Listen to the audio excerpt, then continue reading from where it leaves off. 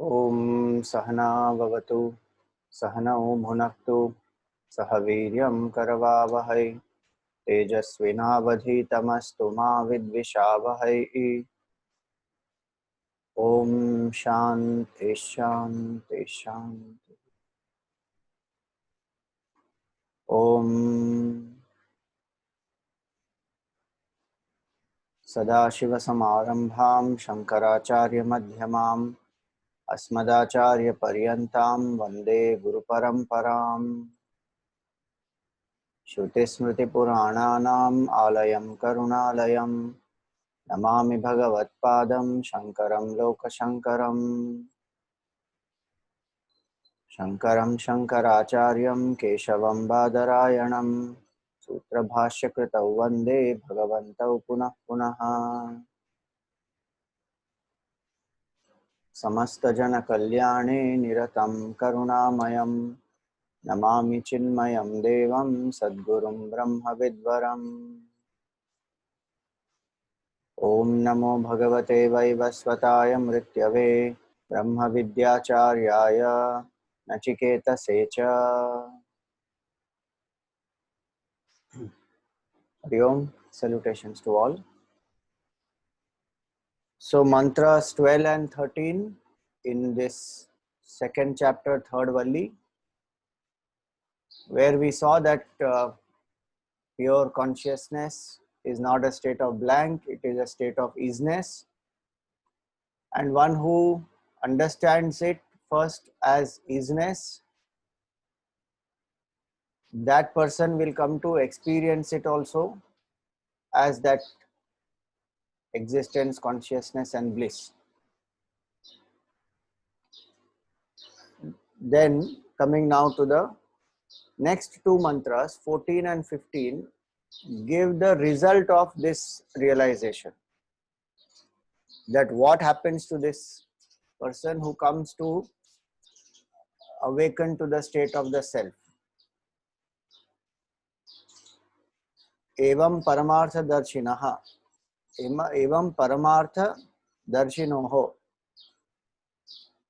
Meaning, what is the state of this person who is experiencing this paramartha tattva? Paramartha darshi means one who is the experiencer of the paramartha avastha. So the mantra 14 says, Yada sarve pramuchyante kama yesya hridi shritaha athamartyo mrito bhavati atra brahma samashnute. Simple meaning of this mantra is Yada sarve pramuchyante kamaha. When all the desires drop.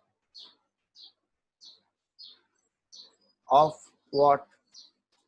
Of this person in his heart. Heart here means the buddhi.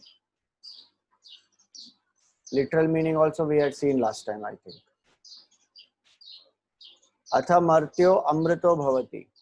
Then this person becomes, who was mortal, now becomes immortal. And what is the experience?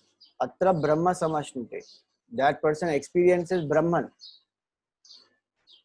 So it is not an experience of blankness or zero.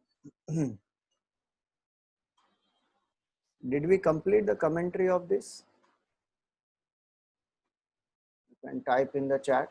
Yes, Swamiji. We have completed I won't be able to hear you. I have the 14. mic on. We completed the commentary of this mantra, right? Yes, yes. You're right. So the 14th mantra, when we saw, he spoke about all this, the desires which are in the intellect. Desires don't rise.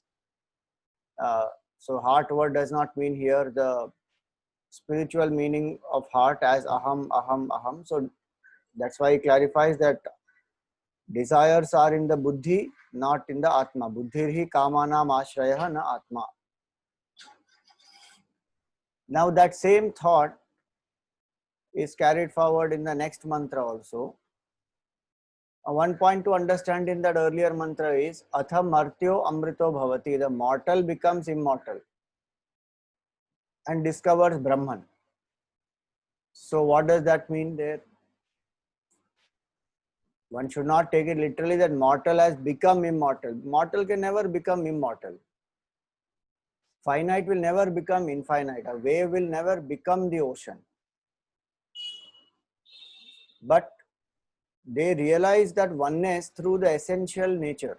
So that's why here, atra brahma samashnute. Atra, there does not mean in space, and bhavati does not mean time.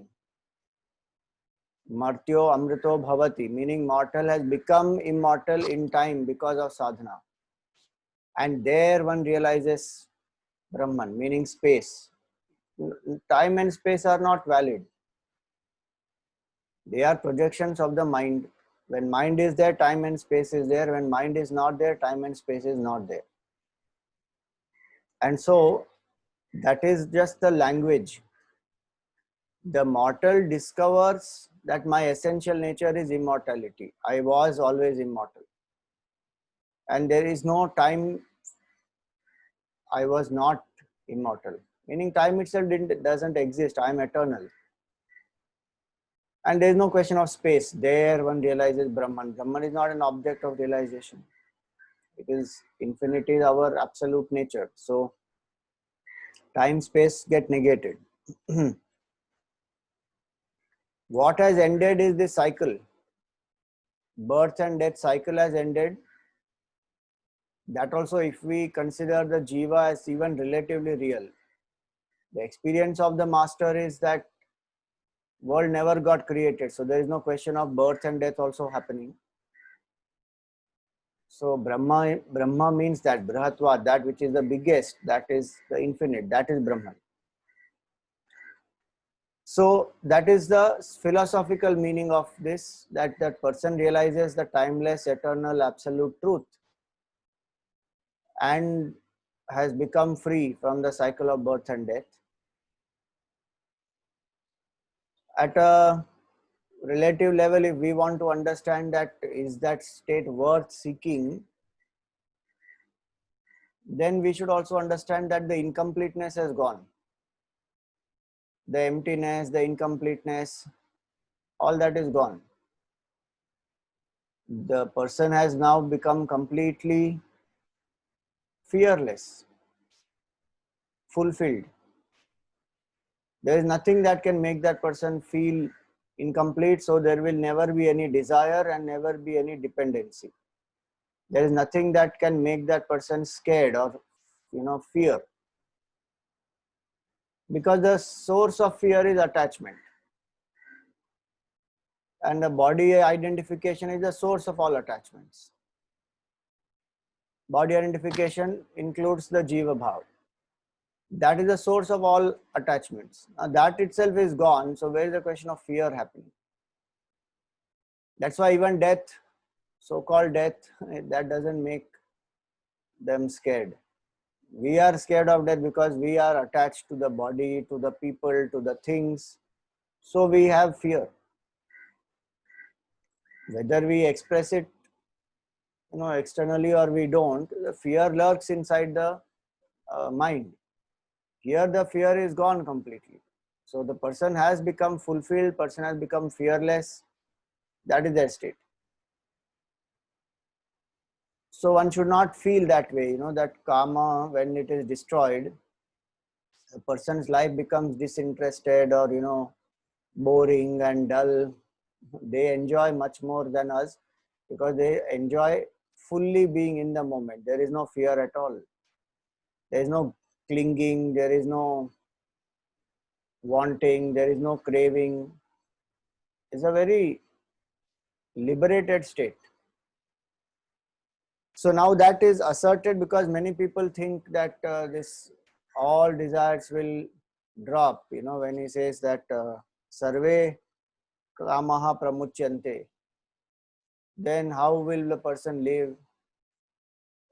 What will be the quality of life of that person? It will be fantastic. That's the best quality of life.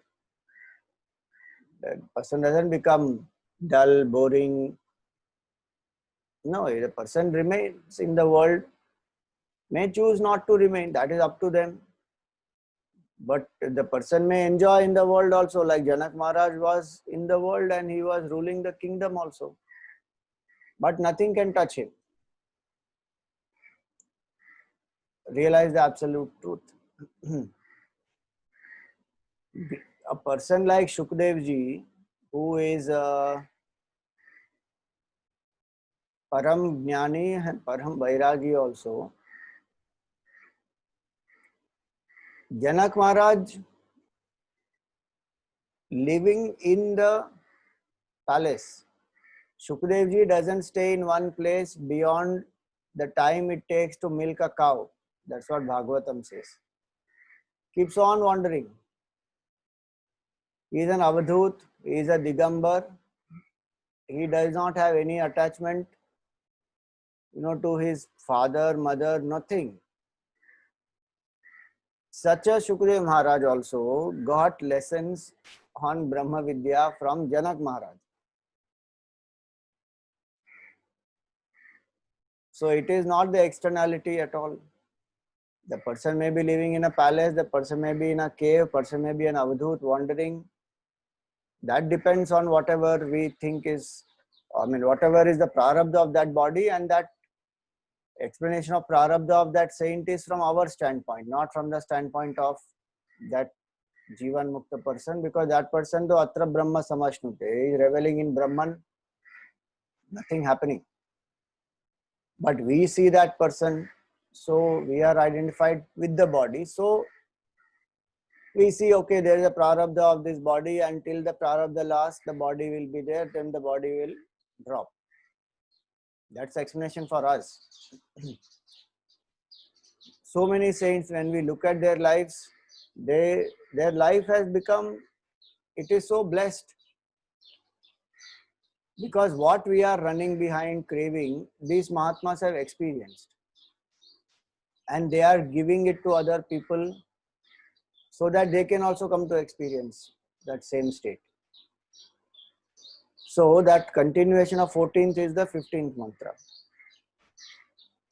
Yada sarve prabhidyante hridayasyeha granthayah atha martyo mrito bhavati etavadhyanuशासनम्. Yada sarve prabhidyante, when all the what is pierced? Prabhidyante means pierced. Hridayasya iha granthayah, the knots of the heart are pierced, meaning they are destroyed.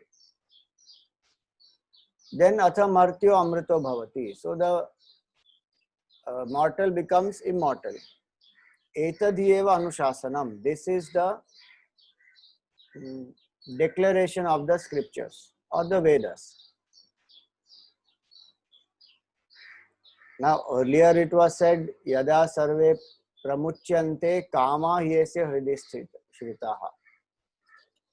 See there, one beautiful word was pramuchyante. They get destroyed. Muncha means to drop.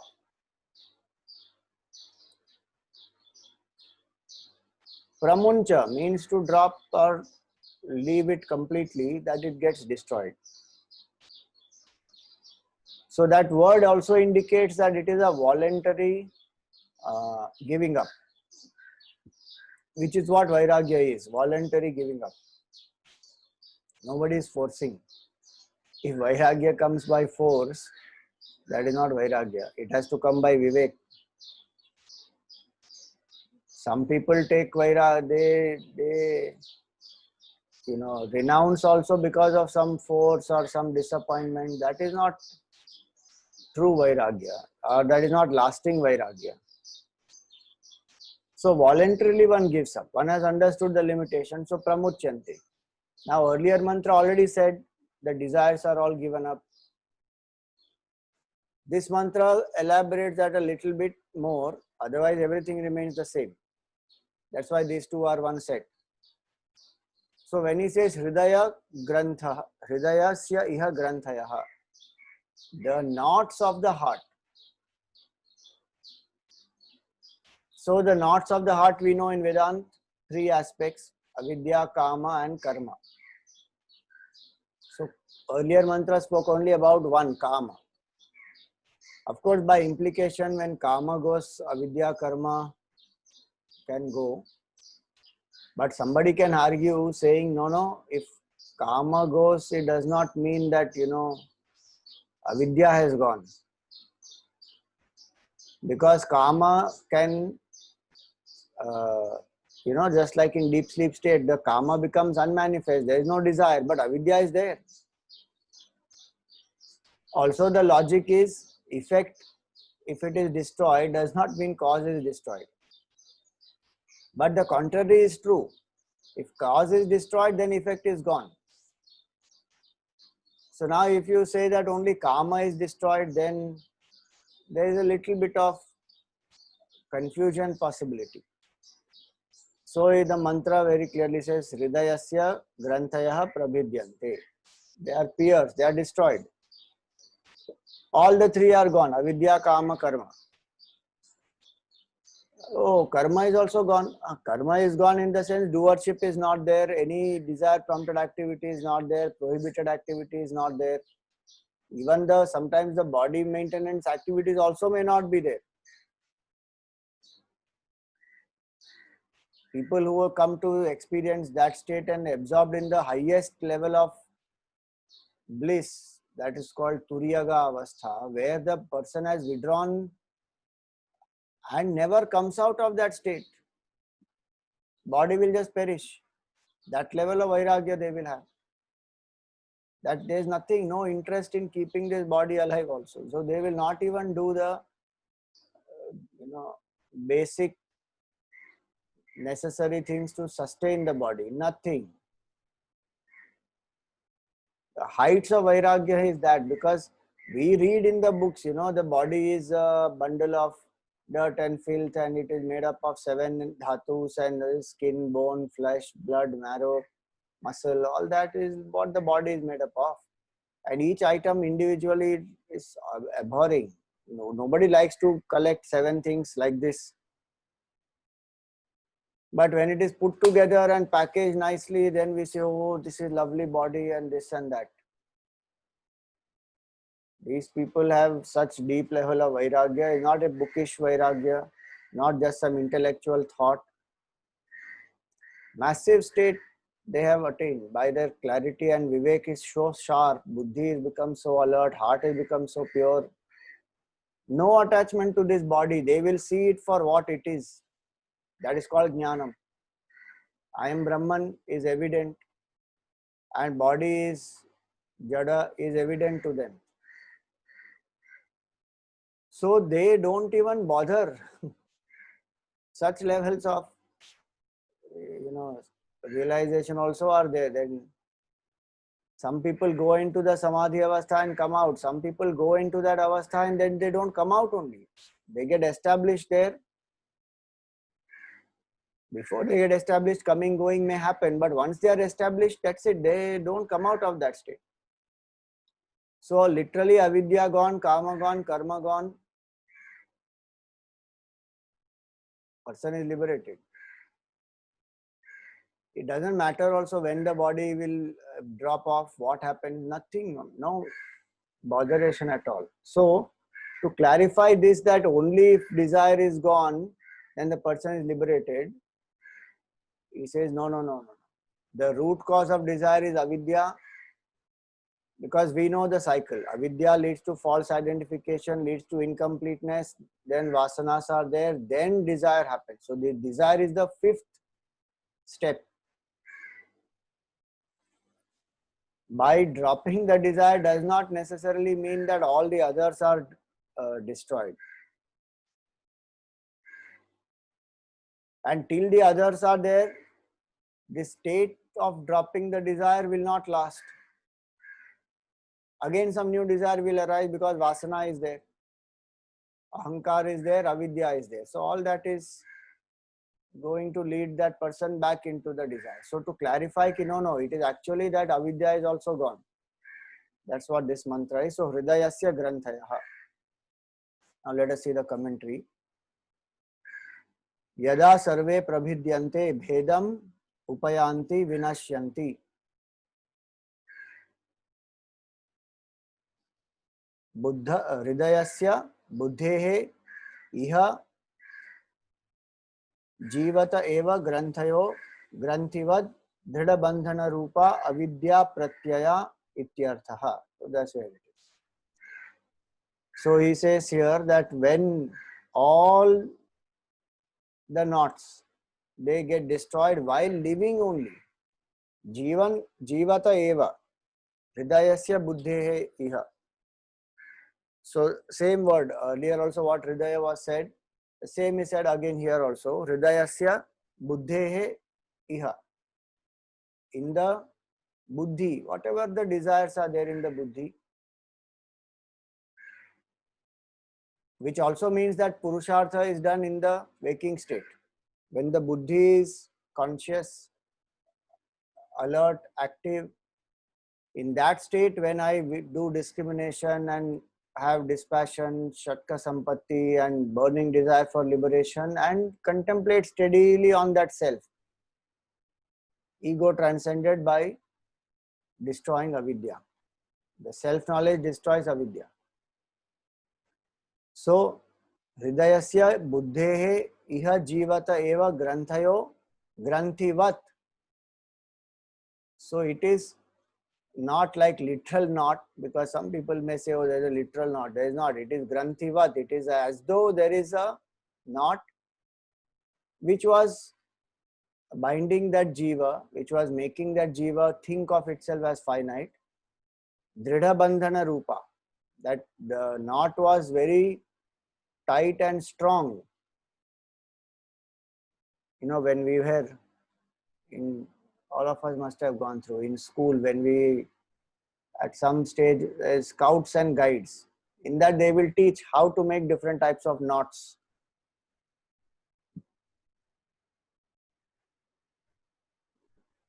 And you have to make tight, and you know, each type of a knot is very different than the other, so that you cannot untie that knot very easily. Because if you go to any of mountaineering or camping in the forest, or even army will need that, and so that's one part of the training. So hridaya granthivat dridha bandhana rupa. So though there is no physical knot, it is a knot which is very subtle, and hridaya is not the physical heart, it is the buddhi here, and this buddhi of ours has ignorance and desire and doership, all the three. And so this buddhi is what is feeling the jiva bhavana, and the buddhi is what is going from birth to birth, death to death.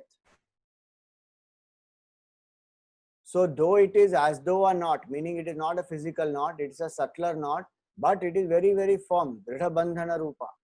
It is something that effect of it we are seeing, that life after life one is continuously going in this samsara in circles. And the strange part is one doesn't even know that avidya is the cause. Till some Ishvara Kripa is not there and satsang doesn't come, one doesn't even know that this avidya is the cause of my sorrow and this transmigration life after life. That strong is that knot. Dridha bandhana rupa. What is that? Avidya pratyaya ityartha. Indicated by avidya, meaning avidya kama karma. And what is the expression of that? Aham idam shariram. I am this body. That is the first, the fundamental expression of this ignorance and false identification is I am this body. That is so strong. That granthi is so strong. See, that's very interesting now. This hridaya granthaya, when it is said, it is plural. Granthi, so granthi word, here it is plural. Granthayaha, many granthis. So one can say, okay, basic three are avidya, kama, karma. But expressions of these are so many other granthis which are there. Because once ahamta comes, I am this, then mamata will come, then bhaya will come, then shoka will come, then Akrodha will come, Lobha will come, so many. All of them are knots which bind. Then attachment to asakti, so attachment to all the people and wealth and power and position and so many. So basic knots of the heart can be 3, but the expression of these 3 knots is so many knots. We have a very naughty life in that sense. KNOTTY, fully tied. And that is what makes us do all the mischief also. NAUGHTY, that naughty life it is. And one cries and then one says, why this happened to me? That is the destiny of Jiva. What else? We can't cry actually. We can't victimize ourselves at all because we have fallen into ignorance by our own selves. Nobody has made us fall. And we only continue to fall by our own selves. The waker, by his own power of dreaming, has become the dreamer and the dream characters in the dream world. Now the waker is, the dream character is crying, why this happened to me? Why are you doing this to me? Arey, who is doing what? That externally some relevance it may have, but internally we have fallen from infinite to finite as though it's because of our own avidya. So how can we victimize ourselves? We can't. Because it's our stupidity. So when we choose to wake up, we wake up. Does it not happen in the movie also? Worst movie it may be. No plot, no sense it makes, badly directed, badly shot, everything. But one will still see.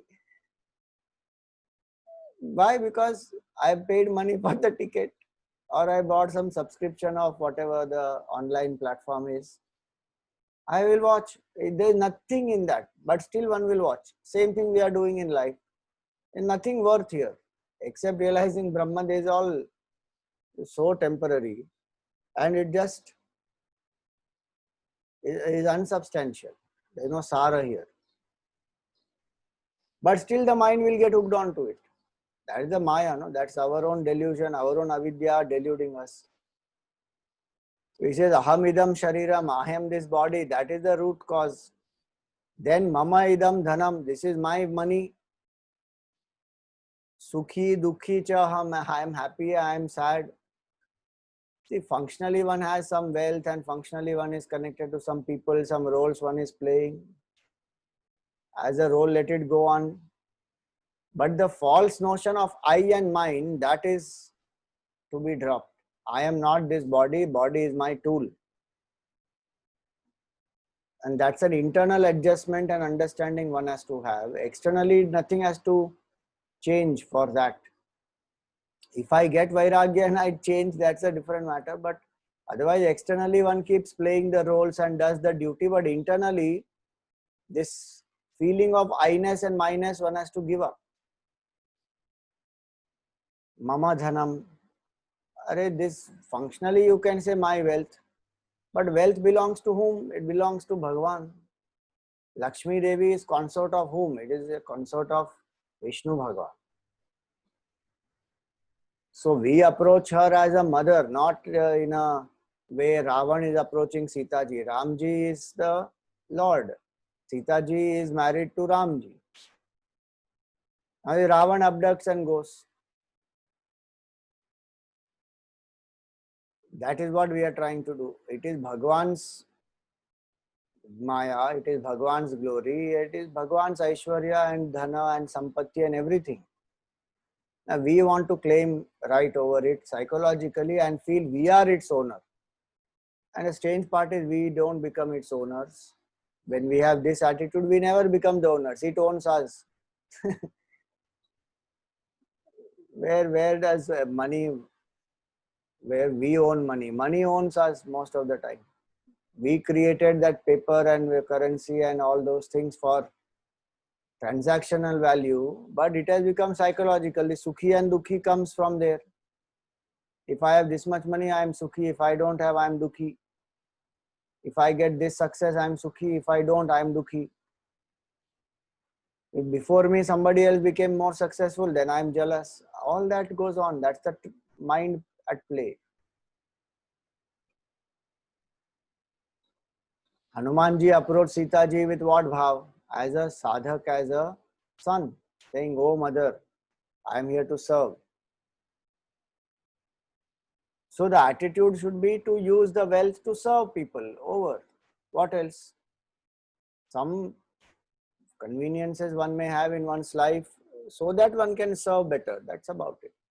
Wealth has no other, real value. It is money. You can buy things with that, and buy things for what? The person who has enough vivek and vairagya will say, I have enough in my life. In fact, the lesser one has, the better it is, because more time one spends for uh, you know deeper pursuits and figuring out the self. And if one has sufficient wealth, then do seva, serve people. There are so many needy people, so many worthy causes, serve. That's the way to detachment.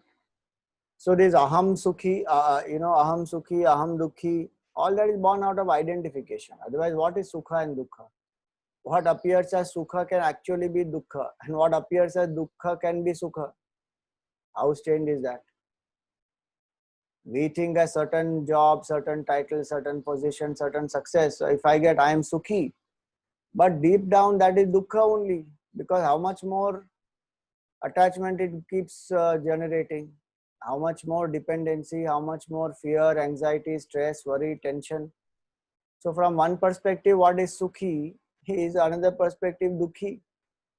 And what seems dukkha, living in self-control and doing sadhana, or doing exercise or meditation or forgiving people, that looks very difficult, dukhi.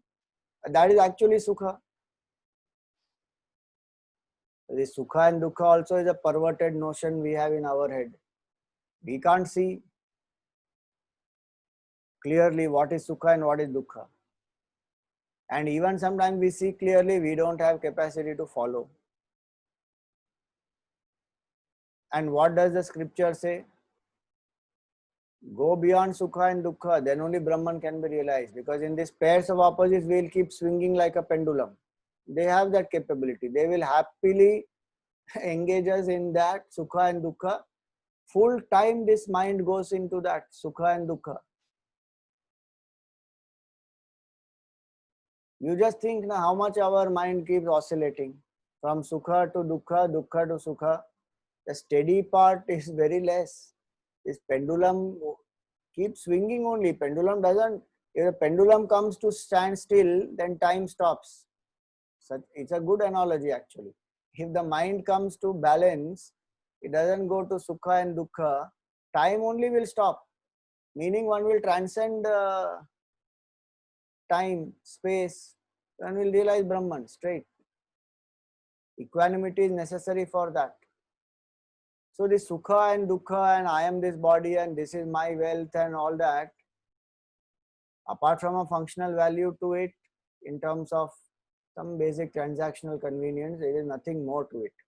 That's the Upanishad saying very clearly.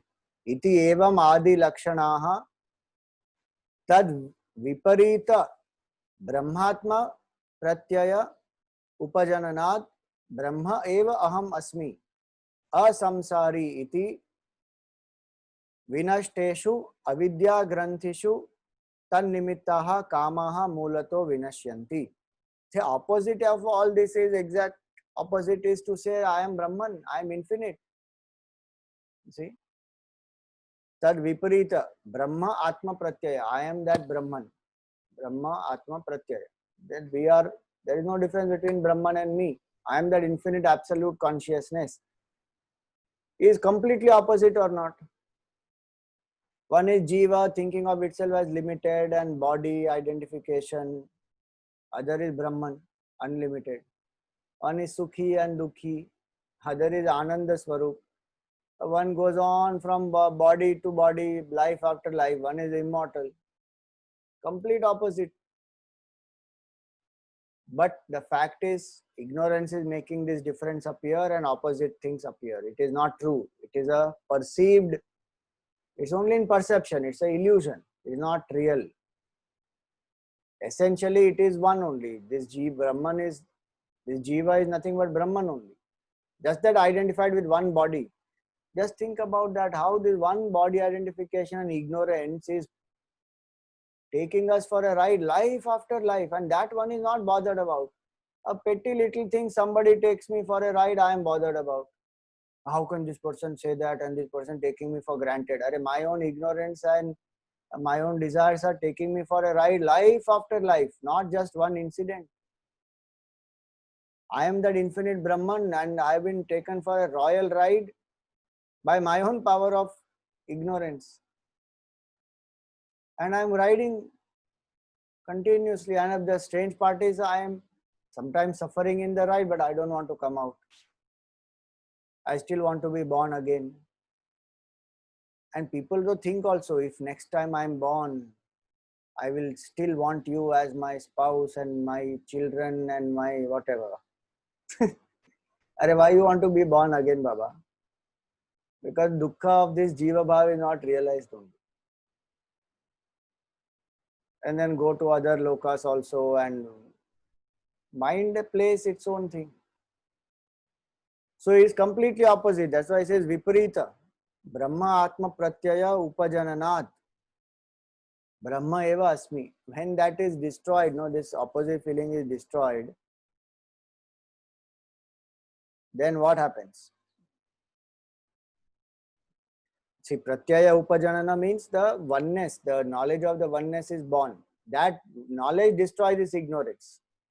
Then what happens? Brahma eva asmi. I am Brahman. Asamsari.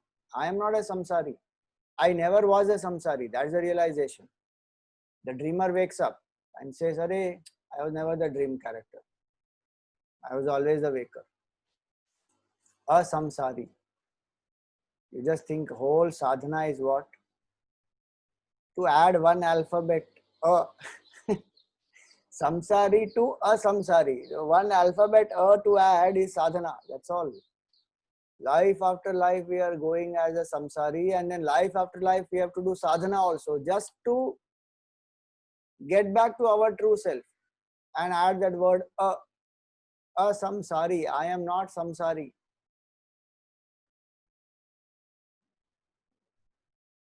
How much one is taken for granted, see. So asamsari iti vinashteshu avidya granthishu. So all these granthis, ignorance, desire, action, avidya vinashteshu avidya granthishu tan nimittaha kamaha moolato vinashyanti. Now that's what it is saying. Moolato.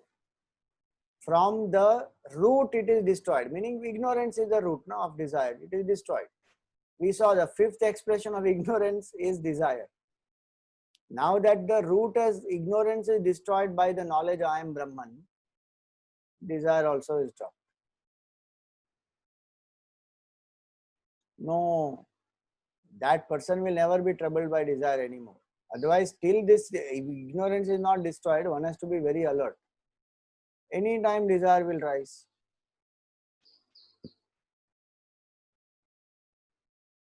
Any amount of, suddenly extrovertedness will come, passion will come, anger will come, jealousy, all those things will come. Something I want to do, restlessness will be there. We are feeling it or not. Now to unlock 2 happened, now unlock 3 also happening.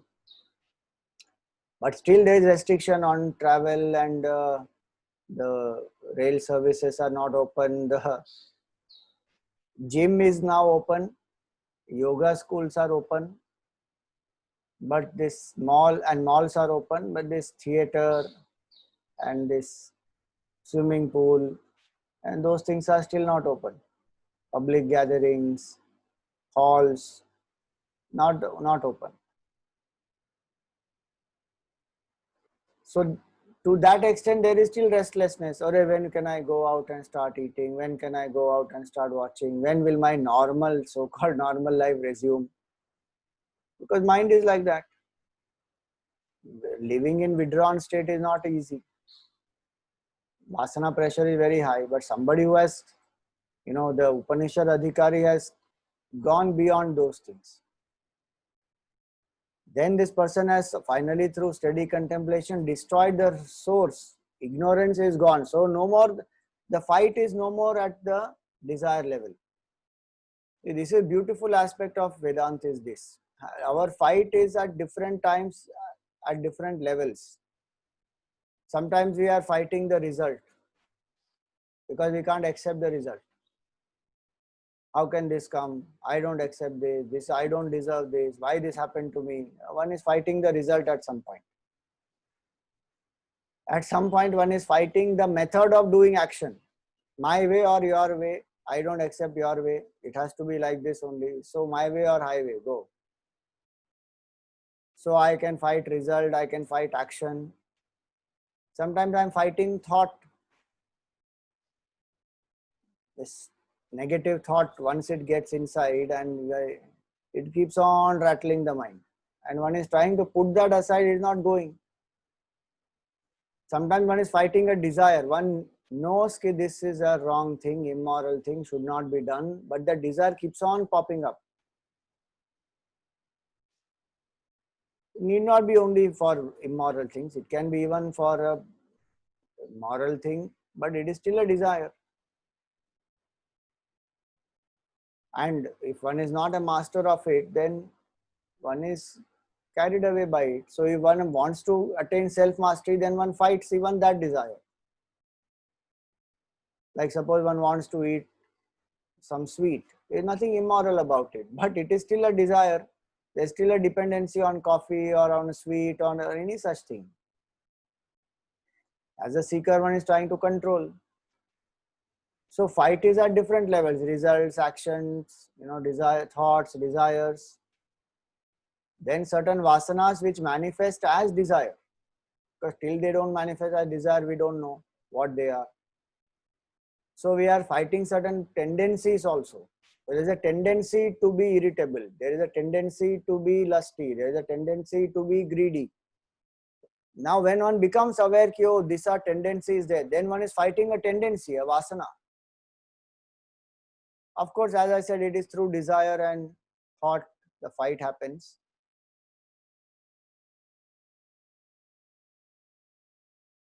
Then comes the sense of incompleteness. One feels restless. In spite of having whatever one wanted, one still feels incomplete. See, I'm not saying this will happen in sequence only. I'm just saying these are the different levels of battle that we are fighting.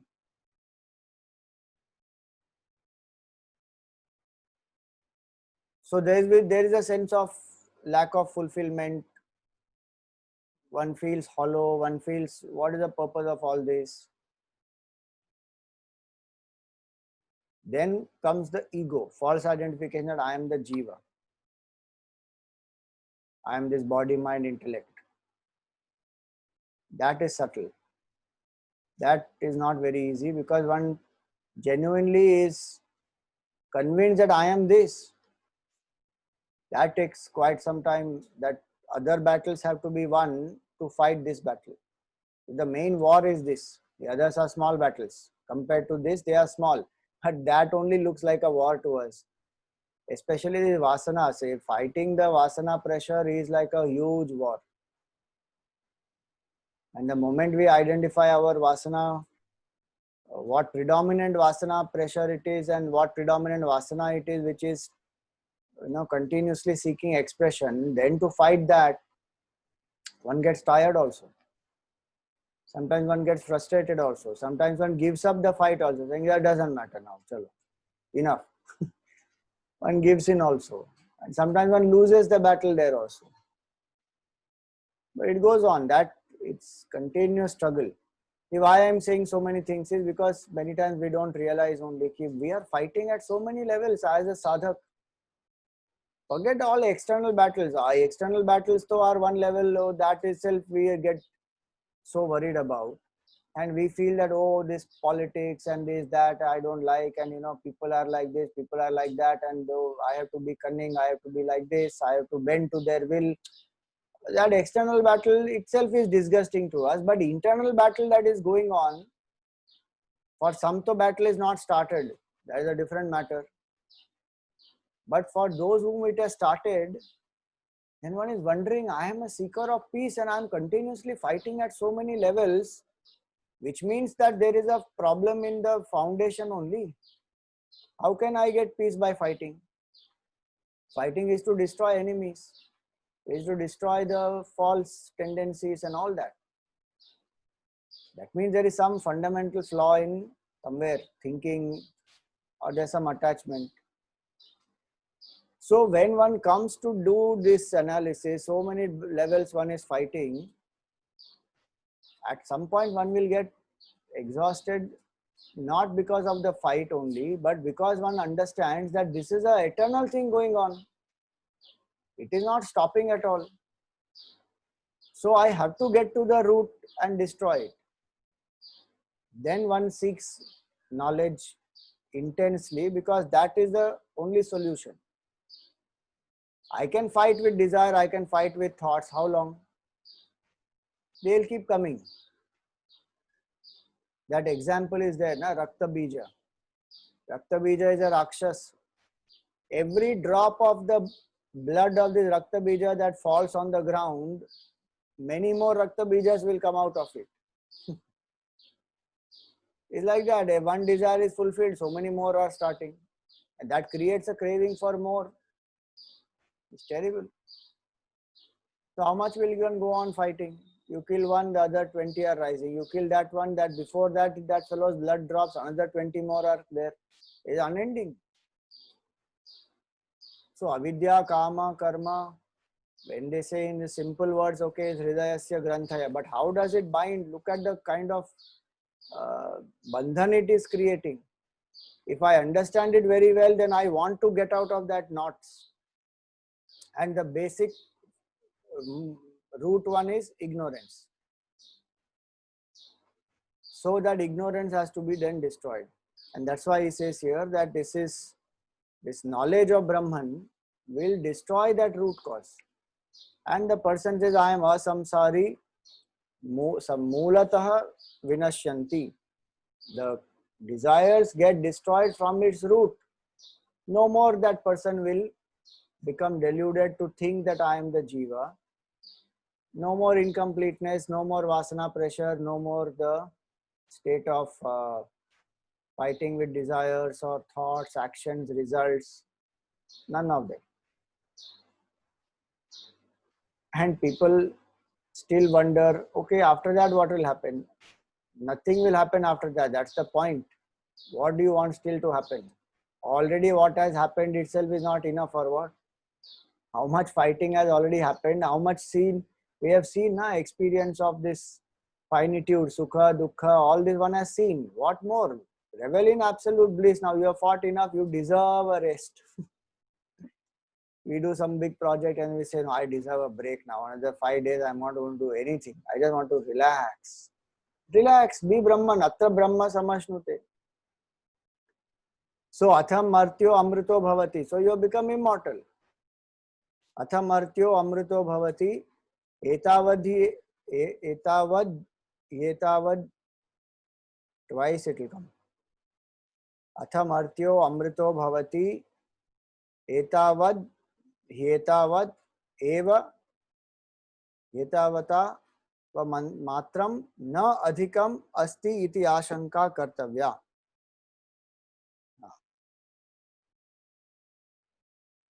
One should not have this confusion that there is something more than this. This much it is final. What? One will realize Brahman. There is nothing after, because that question comes to people. What after Brahman? Nothing after Brahman, because if after Brahman something continues, then it is unending, where there is no fulfillment on it. There is no word. Brahman then is not worth realizing. Because we want fulfillment. We want that state gaining which nothing more remains to be gained. Now you have gained it. That's it. You have arrived. Truly you have arrived then. We feel I have arrived when I get certain name, fame, position, power, prestige, this, that in the world. Which has its relevance. It's okay, that goes on. But truly when have you arrived? When one wakes up to Brahman. All these Hridaya Granthis are gone. One says, Aham Brahmasmi. Over. Etavadhyeva Anushasanam, meaning the scripture is very firm and it is giving a clear declaration that this is the final state, there is nothing after this. No, but how will that state be? Only way to explain is go and experience it. We can say it is a blissful state, absence of sorrow, infinite bliss. Those are words. The very fact that I still feel that, but I am not getting a grasp of it, itself shows that those words are limited and those will not satisfy unless one puts the effort to realize. So that effort has to be put. So that's why Anushasanam, Anushishtaha, Upadeshaha. Meaning this is the Upadesha, this is the final declaration of the Shruti. Sarva Vedantanam iti Vakya Sheshaha. Of all the Vedantic texts and the study and the sadhana, this is the result and there is nothing beyond this. So it is not a state of blank, it is not a state of indulgence, it is a state of reveling in bliss of one's own self, where there is no triputi, there is no world, there is no creator, there is no creature, none of that. That person is Brahman, that's it. So now these two mantras were about the result of what will happen when the person transcends the body, mind, intellect. That was the question, objection raised. And that person said Atma does not exist because there is nothing after transcending BMI. So then the two mantras said, no, it is existence. What is the use of realizing that existence? This is the two mantras. 14, 15 is to understand that what happens when one realizes. Now there is a connecting commentary between 15 and 16. Let us see. Actually, it is a long one. I will take in the next class.